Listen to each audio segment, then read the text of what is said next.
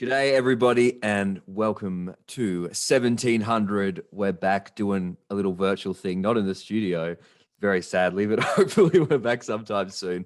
Joined by the wonderful SEB SZABO today. How are you doing, first of all, Seb, in the lockdown or wherever? You in Melbourne at the moment? I am in Melbourne at the moment. I'm in my share house with my housemates Ronan and Paige. Ronan plays bass in my band, and Paige is a songwriter herself. So we're a house of stir crazy musos at the moment. Is there lots of jamming going on, or is it you just like, no, I can't deal with this at the moment? I think it's a little bit more that. I think we're all just kind of like, we just need to forget about music and the prospect of music and doing gigs for a bit and just kind of settle into being life as regular people. But there's a little bit of solo writing and jamming here and there. But I think like we're mostly for like Ron and I've had a couple of jams on some new songs, but it's mostly like just kind of trying to embrace the nothingness of lockdown, I think. Yeah. How are you feeling that the EP Staring Out the Window is out now? Is it feeling good, or a bit, It's mixed feelings. I think like on the one hand, it's really nice as opposed to a single. I think it's really nice to have released a record during a time where there's a bit more time for people to kind of sink their teeth into it and like listen, like basically just put it on in the background or whatever it is and listen through the entire thing. I think it's a little bit more difficult for people to find time to do that unless they go on a holiday or a road trip or something.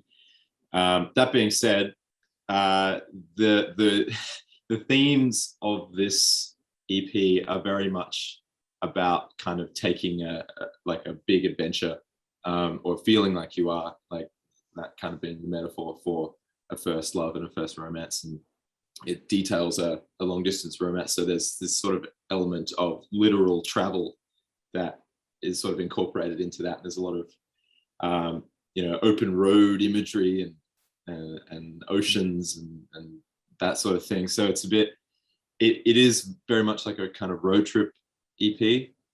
So it's a shame that people can't listen to it and be going places or doing things while they're listening to it, because it is like a few of those songs is very much like about momentum and going places, doing things and being very excited about it. So it's a bit of a shame in that respect. But when things do open up, which will likely be in summer, all that beach imagery hopefully makes sense. People can go to the beach and then listen to the songs, and yeah. Well, I love when I listen to like an EP or an LP and I'm like listening through it and I look at the cover and I go, man, that is so fitting to the music. And I really think that's the case with this EP. I think like a word I would put to it is free, in terms of like a feeling or a mood that I get out of it. And, like driving down, to the beach or whatever, that kind of freedom of expression, I guess, that you feel. Is there particular elements that you want the audience to take out of the record when they're listening to it, or like flavors you'd love if they picked up on? Yeah, I think like that's definitely one big one. I think just like a certain openness, I think is a big one, because especially the opening half of the EP very much is detailing songs about the first time that you fall in love with somebody and how it does feel like the entire world is at your feet. It just feels like every experience there is to be had, you can have with this person that you've met. Like the world kind of opens up for you. And so like when it's the first time that you experience that feeling, you don't have any sense of what could go wrong. You don't have any baggage, as a young person going through those feelings. You just dive headfirst into it. And for better or for worse. And ultimately, unfortunately, for me and for most people, for worse. You don't usually, or like in terms of like, it ultimately ending up, whether like in terms of like it being the person you're supposed to spend the rest of your life with, it doesn't always end up that way. But like you learn a lot of valuable things along the way. But back to the question, I think, yeah, like a certain sense of openness and freedom, and understanding that while experiencing something that way, and being completely yourself and feeling all of your feelings, sometimes results in a lot of hurt and heartbreak. It is worth it in the end, because at the end of it, you do know that you've had a completely full and real experience. Like, you've really lived something. I think I feel like that's an important message, for people, especially right now. I feel like because it's such a tough time to do that, to really be living life. I think, like, I feel like the record might resonate with people even more once we get out of here and we want to, go have experiences and do things. Like, it's kind of like, yeah, go, like, just like jump in a car and drive and live. Yeah. What advice would you give to people that are just maybe starting out with songwriting or making music, that want to achieve a certain openness in their music and bringing their feelings to the table, but might be a little bit scared to be vulnerable in that way?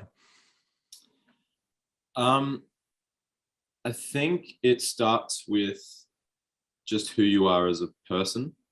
I think there are two sort of schools of songwriting. There's songwriting as almost like a mechanical skill. Like I know a lot of songwriters who can just sort of churn out music. Like Ed Sheeran, for example. I don't know him personally, but One day. One day, yeah, fingers crossed. It like where they can just sort of produce ideas all the time, or produce lyrical ideas all the time. And then I think there's sort of a more John Mayery approach. In this recent interview, he was talking about how he isn't writing all the time. He sort of just he's in tune with himself, and he understands, okay, he knows when the feeling starts to happen, the wheels start to turn, like in terms of writing a new album. Like, he's built up experiences, and he's now in a place where he can translate them into music. So like I think it starts with, in that approach, it starts with you, and starts with you sort of being open to your feelings, and open to experiences in your personal life, just regardless of whether you're a musician or not.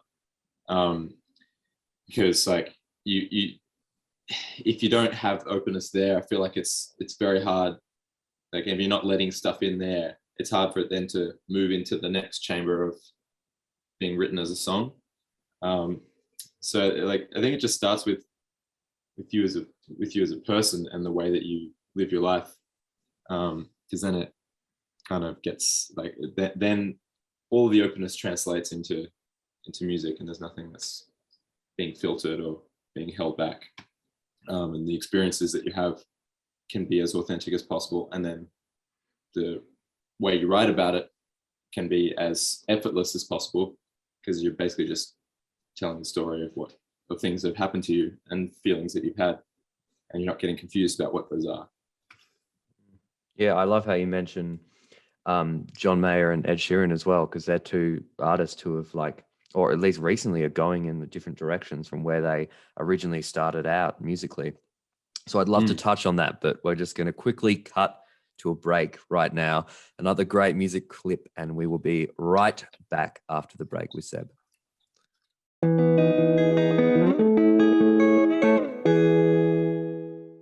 All right, welcome back, everybody, to 1700. We were just talking before the break about musical influences, and particularly like artists that have kind of taken a bit of, like, Mayer with his recent record going into that like 80s feel, and some of Ed Sheeran's new singles, that's very left field as well. Do you see yourself, like, musically, are there genres like, I don't know, jazz or, metal that are kind of a little bit further away from what you're doing right now that you'd love to tap into and create some, like, how about we have a free-form jazz record? Who knows, I think some mates of mine who went to jazz school would absolutely love that. Love the idea of it, and then probably hate my execution of it, because I have no training. I things like jazz and stuff that requires a whole lot of real technical skill.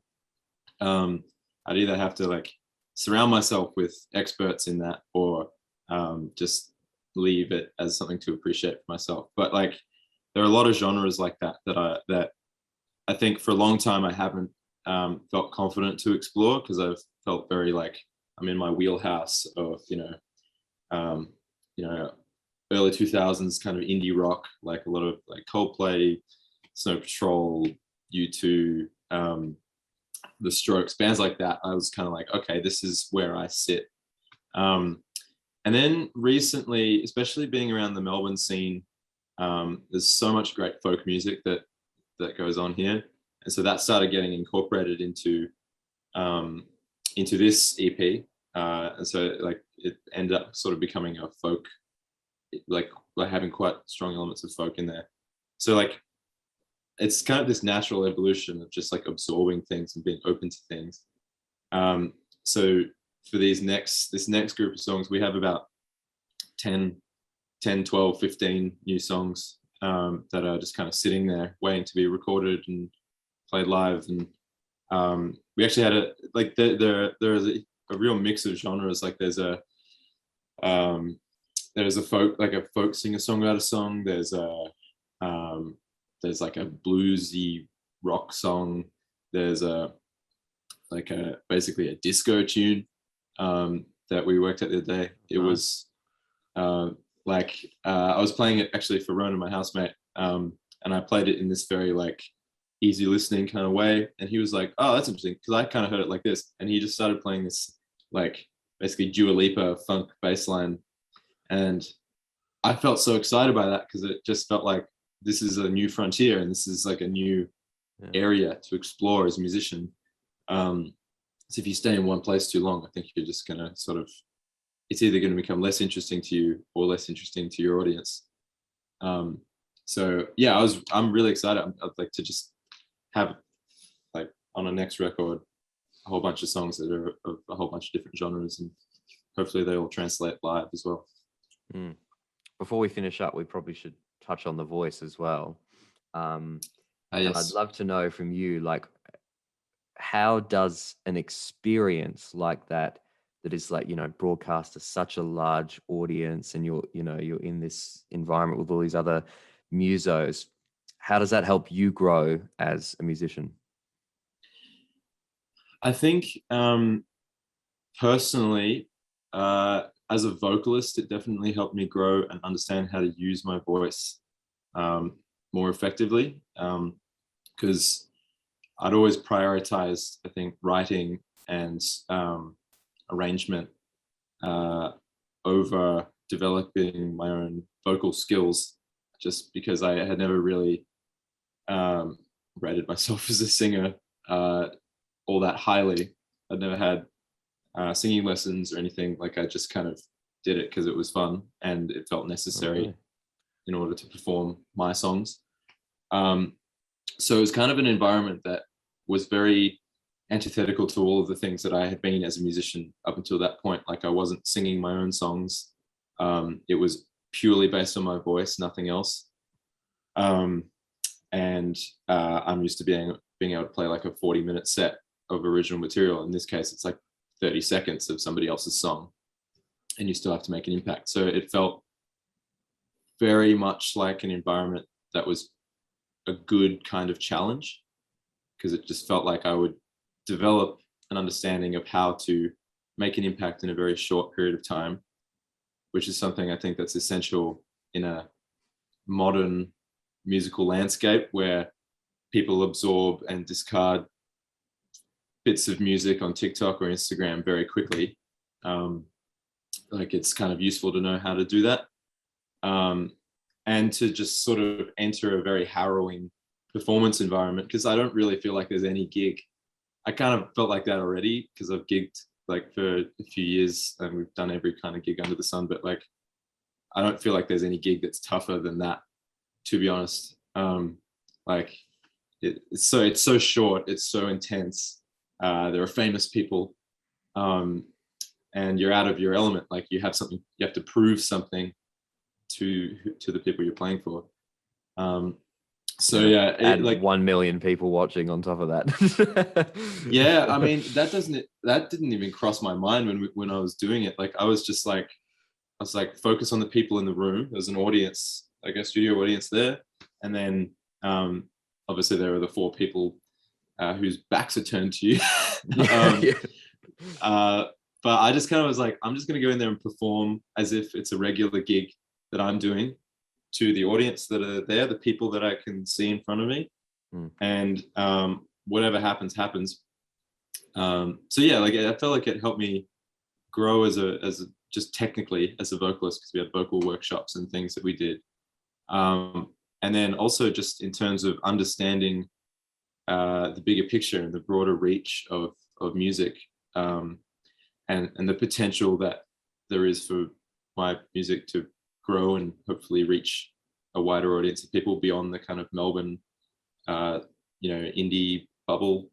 It was cool to see people from like all over Australia, all over the world, check it out. And, I mean, you've already racked up 100,000 views on your, great audition on YouTube. I mean, that's like already such a large audience that are listening back to it and going, I want to listen to this again and watch this again.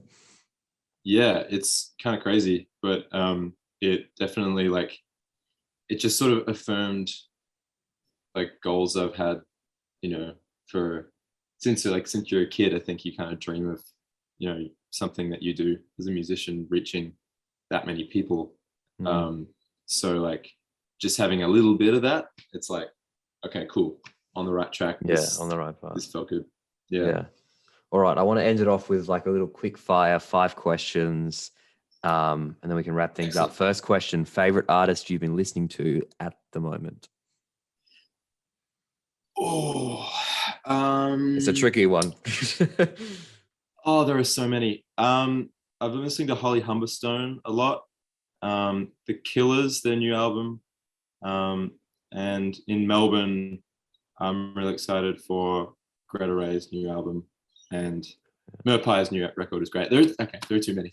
Next question. Favorite musical memory from when you were growing up? As in like my personal your experience, childhood. or okay, like me performing or something else. Just whatever you remember was really significant, when you're growing up to influence your music. I remember was sort of 2. I remember going to see Coldplay in 2009 for their Viva La Vida tour, and thinking at Rod Laver Arena, and thinking like that they were the coolest band in the world, and that was exactly what I wanted to do for a living, because it's just like the creativity and the performance and the power of that was insane. I think we'll go with that. That was a real formative experience. Favorite instrument?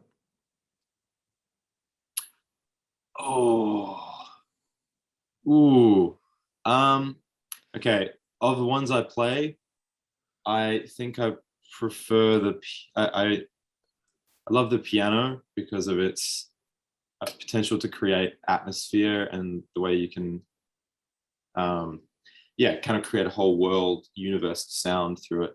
And of ones I don't play, the saxophone. I wish I could play the saxophone so bad. But that's the jazz record, down the track that you're gonna make. 100%. Once I learn how to play the sax, I'll get the jazz record. It's covered. Yeah. Sweet. Favorite quote or mantra or saying, or something you like to live by? There are definitely a few, but I actually there was one that I heard recently, which sort of affirmed some things. It was the brave may not live forever, but the cautious do not live at all. And I really love that quote. And it's I very ironically from The Princess Diaries, in the letter that her father writes to her when she's 16. We watched that the other night, and I was just like, I wasn't expecting this from The Princess Diaries, but that might be my personal mantra. I like that. That's a good one. And to end it off, Mm. I want to know, are we ever going to get a physical release? Like, I'm a big vinyl guy of the EP. And also the cover would be great on it, or even a CD or something. Yeah, I really do want to do that. CDs, I think, have been in my mind for a while because, like, I have a folder of CDs in my car that I will put in to listen to. CDs, I think, would be cool. Vinyls would be cool. I think that photo, Megan Donnelly, who took the photo, she's based in Sydney. She's amazing. It would work on a vinyl. We have some plans for the EP for the rest of the year, including potentially a bonus track. So I'm thinking, yes, at some point we're going to have to make That's that what we happen. like to hear. Yeah. Perfect. Well, thank you so much for coming on 1700, Seb. It's been good chat, man. Thanks, Tim. My pleasure. Given us lots of wisdom and insight, which is lovely. All right, we're going to cut to another clip. Everybody, thank you for tuning in to 1700.